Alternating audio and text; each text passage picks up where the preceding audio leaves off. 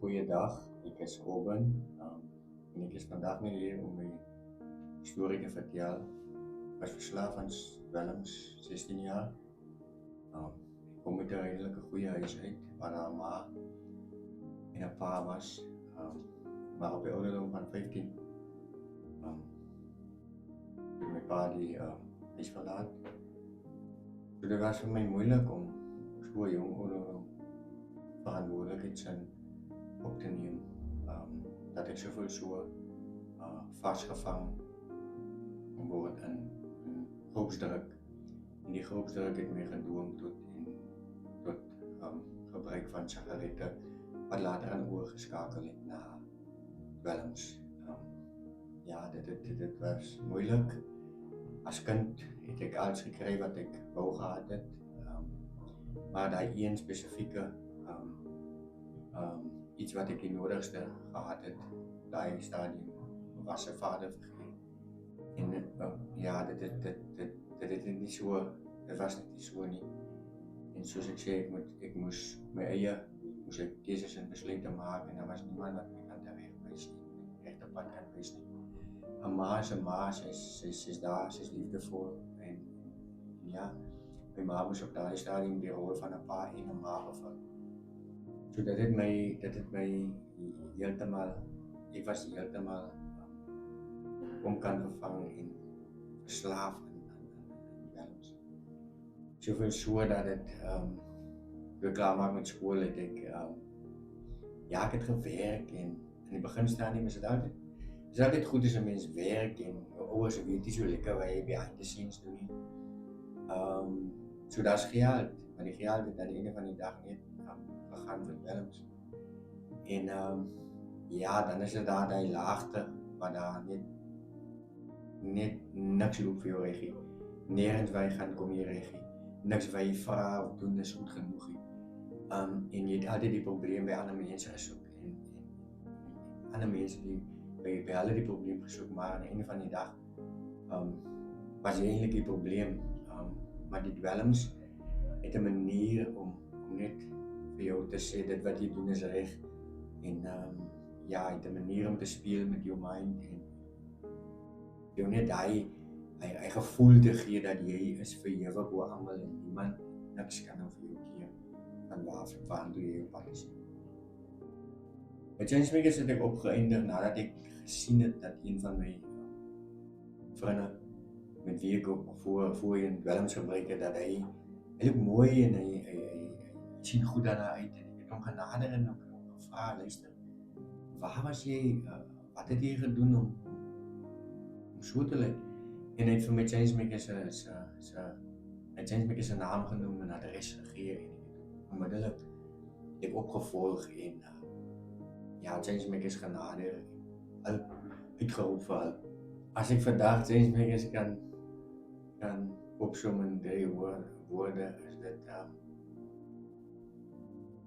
it's amazing program. Dit is 3 woorde is eintlik te min om dit te beskryf, maar dit is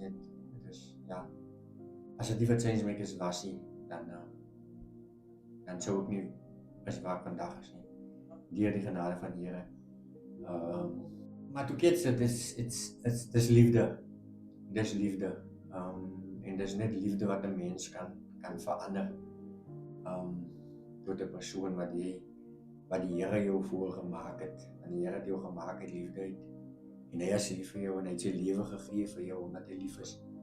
Ek dink die laagste in my lewe was toe ek opeindig in die gevangenis. Altyd maar gehoor van gevangenis, en het nooit experience nie, maar op daardie spesifieke tyd, dit was maar 2 weke journey vir my in die gevangenis, maar ek het vir myself gesê, toe ek uitkom daar, te sê ek vir myself, nooit ooit weer nie. En dit was vir my 'n laagte, en selfs ook toe by ander mense moet klop aan die deur vir kos en vir slaapplek, en dit was net iets wat ek myself kon indink dat dit met my sou gebeur, en nadat ek so goed gemaak is. I was well raised by my parents. Changemakers het elke jaar 'n reconciliasie breakfast wat hulle 2 keer 'n jaar per jaar hou. En ek is ook deur daardie proses op 'n reconciliasie breakfast en my pa, my ma en my stiefpa was vir daai funksie was hulle betrokke en ek kon dis 'n baie emosionele event. En ek kon daai oggend kon ek at least vir hulle twee, vir my ma en vir my stiefpa kon ek om verskoning vra, vergifnis vra vir dit waartoe ek hulle gesit het. En ek het besef dat dit nie reg ek was daai tyd nie, maar dit was die dwelms wat gemaak het dat ek so uitgedraai het. As ek ons jong mense vandag kan raad gee en kan aanmoedig, is om jou drome na te jaag. Ja, en as mense drome najaag is 'n uitdaging wat 'n mens moet face in die lewe. Maar dit is iets wat 'n mens kan bekom. Dit is moontlik om dit te kry. So ja, en wat ek baie keer sien in ons gemeenskap is dat ons jong mense wil hulle omstandighede gebruik om half die droom dood te maak.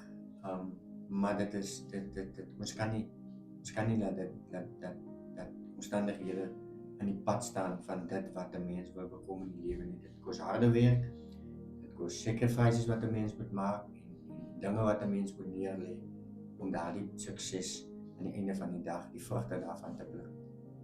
My droom vir changemakers is dat hulle self onderhoudend sal wees. Dat manne wat die program enter, dat hulle die geleentheid sal aangryp om beter manne, beter vaders te wees in hulle gemeenskap en in hulle huishouding en hulle onmiddellike omgewing. En ook vir changemakers om te expand en soveel meer manne daar buite wat vasgevang is te kan help. Ek het ook teruggegaan die dag toe ek my hart vir die Here gee, toe gaan ek ook terug na my pa toe en ek sê vir hom, luister hierdie, is jammer, maar dit waar ek jou gesit het. En toe ek by die Here kom en hom ontmoet en my journey met hom, het ek besef, ek kan nie dit wat my pa aan my gedoen het, dit doen aan my kinders nie. Hy leer my om 'n liefdevolle pa te wees, om 'n liefdevolle vriend te wees, om 'n liefdevolle man te wees. So al wat ek kan doen is om die genade van die Here te gebruik en dan ook net die beste daarvan te maak en 'n vader te figuur te wees vir baie, selfs in die program, die manne wat inkom, om 'n vader te wees, want dit is wat ons mis in ons gemeenskappe en ook in ons land. Ons sit met baie jong manne wat nie visie het nie, wat nie 'n missie het nie, wat nie 'n plan het. En dit is vir my regtig waar, want as die manne op hulle plek moet wees, dan glo ek alles sal goed uitweer. As ek die changemakers moet ontmoet het nie, was ek seker dood of ek was in die gevangenis.